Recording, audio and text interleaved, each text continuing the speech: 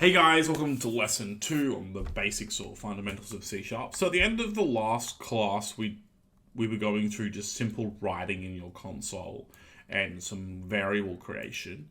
Well, now we want to get a bit more in depth into variables and data types and explore some more of the really simple things we can do with just this console.writeline kind of concept. So if you remember last class, we created we looked at the different types of data, and we looked at two main types of data, and that was strings, and we're just going to be really simple with our names.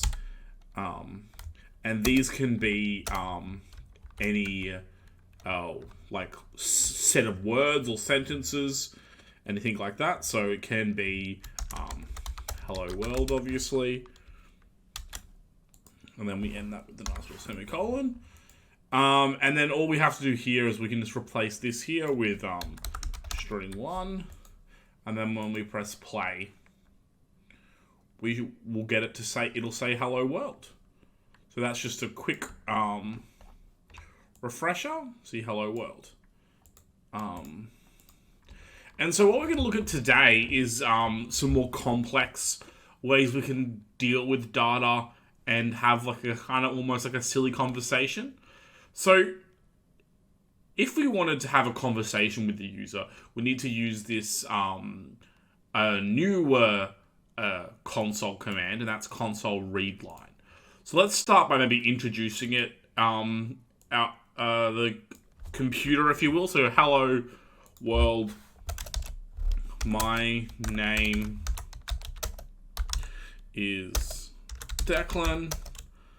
I am an all-powerful AI. What is your name? So remember this from the last lesson. We kind of dealt with this idea of, introducing this silly AI, and then we press play, and obviously it says what I wrote. Hello world, my name is Declan. I am an all-powerful AI. What is your name? Now, if we've asked them a question, obviously should put a question mark, and we want to get that. So the way we get that is we need to create a variable to save that information, because the computer doesn't remember anything. So in order to remember something, it needs to be saved somewhere. So we create another string, because obviously it's a sentence. The person's going to respond with their name of some form. And we're going to call it string 1 answer, just to be really simple. And then we're actually going to leave it blank, so we're not declaring it. So this means this is an empty variable. And then over here, we're just going to go string 1 answer. So that's saying, I need to make sure I spell it right. Let's just string, do it this way. Just make sure I spelled it right. And if we go equals, we're now declaring it here. So we're saying that this variable that we said we started by declaring empty is now going to equal. And we're going to use this console.read line. And then we just leave that empty. And so what this now gives us the ability to do is take an input from a user. And so if we then go like this, console.write line. And remember, guys, if you remember from last lesson, I put a little $sign out of the front of my quotation marks. It allows me to reference a variable. I can go, wow. Remember our curly brackets. String 1 answer is such a cool name. Then we end it off with our little. So obviously we're saying, just to reiterate that, we've created two variables. One's string 1, which is our little sentence that we're rewriting, and the other one's string 1 answer, so the person's answer to that. We're going console.writeline, and we're writing out our first variable, and then we're saving the person's answer to string 1 answer, and then the computer's making a comment based on that answer. So if I press play, you'll see what happens is that it says, hello, my name is Declan. I'm all-powerful AI. What is your name? And then you just have the console command hasn't closed or anything. It's just waiting for a response. And if I say Diana, I don't know if that's how you spell Diana, and I press enter, now we get, wow, Diana is such a cool name. And so, obviously, we're now getting a kind of conversation happening. And that's really cool. And you could keep on going with this conversation and pretending like you're having a bit of a conversation with the computer. Now, the last really quick thing I want to show you, and that is how to convert data types. So yeah, it's a string right now, but if I asked another question, so we know console.writeline, and we're going to go, I'm not going to bother making this a variable, I'm just going to say, I'm going to use my $sign out the front. Oh, it's not my $sign, it's an S, my $sign out the front. And I'm going to say, how old are you? And then I'm going to use the person's name. So I'm going to insert my variable, string 1 answer. And like that. So now, I'm introducing myself here, and then asking for them to put their name in. I'm saying that they have a cool name, and now I'm asking how old they are, and I'm using the name that they gave. Okay? Now I'm going to create, well, if they're giving me a number, there's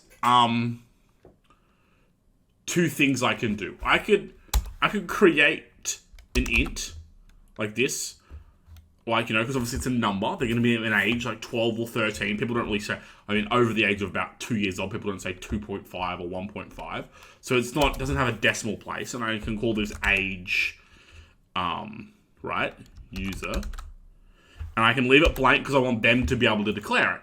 Now you'll see if I go age user like this, and I say it equals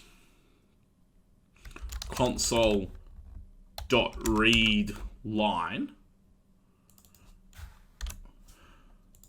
I'm going to get an error. And that error is, and probably a little bit too small for you, is that console.readline cannot be implicitly converted to types int from string. So basically what it's saying is, because you're typing on a keyboard, C# immediately assumes that all things that are typed on a keyboard are strings, and therefore it assigns them the data type string. And we're trying to save that to this variable int. And so you need to do what is called a data type conversion. I'm only going to show you two, and for now, but obviously there are a lot more. So what we're going to start by doing is creating a string, and it's called age user string. And we're going to go console.readline, readline, like this. But we're going to save it to age user string. Okay, so string, all good, no error because we're taking a string. Then we're going to do this convert. So we're going to go age user, right, equals, so this is our age user, and then we're going to convert. So it's really simple to convert. We're using the convert dot to, and then we tell it the data type it's going to convert to. It's probably a bit small for you to see, but there's a whole bunch of data types. Now, the two main ones you're going to use are int, obviously. And now with int, you have to tell it how large you want the int to. And then you just put the one you're converting. That's probably the simplest way to do it. And that's to an int. Now, if we wanted this number to have decimal places, so we want it to be a float, we would go to, now this one's a little bit weird, that's why I'm going to show it to you. If we want it to be a float, we would go to, and it's called a single. It's not called a single anymore. Obviously, everyone would know that it's not called a single anymore, but it used to be, and therefore, unfortunately, the convert to is still called to single. And obviously there's to double, there's to decimal, there's to character, to string, there's all of them. But now our age of user is a number. We've got a number from the user, and obviously you could then go on from there and maybe do some conditionals or some operators, which we'll show you in the following lesson. But really the goal from here is I want you to play around with having this like fake little conversation with the computer. So playing around with the idea of taking inputs from a user and saving them to a variable, and then making responses based on that, and have a go at converting a couple of those, and making sure you're really familiar with this convert to kind of code. That's it from me for this lesson. Yeah, have some fun coding.